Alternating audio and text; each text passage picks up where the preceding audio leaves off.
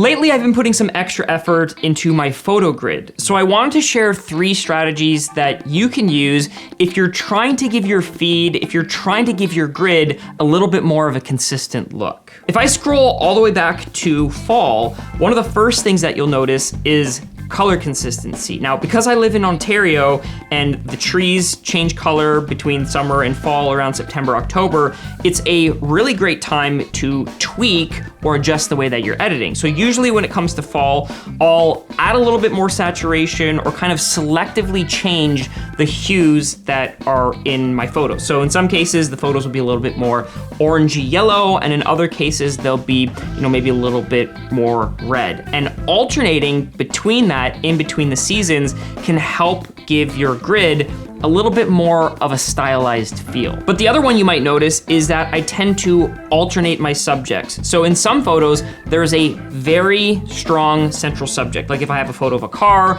or if it's a photo of me, and having too many of those back to back would make your grid look crowded. So whether one photo is zoomed in more and the other one is zoomed out more helps to create a little bit more of a rhythm as someone comes to your grid and kind of scrolls through. But the other thing you might notice is that I also alternate the types of compositions that I'm picking. So in some of these photos, they have a little bit more horizontality. So there might be like a line or a horizon or something that is going, that is like kind of like a dominant object inside of that photo.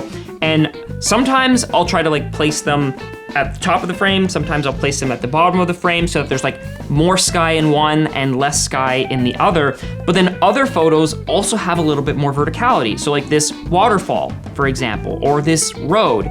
What you don't want is to have like 3 compositions that are the same side by side. So you might alternate between a more vertical one in one shot and then a more horizontal photo in the next post.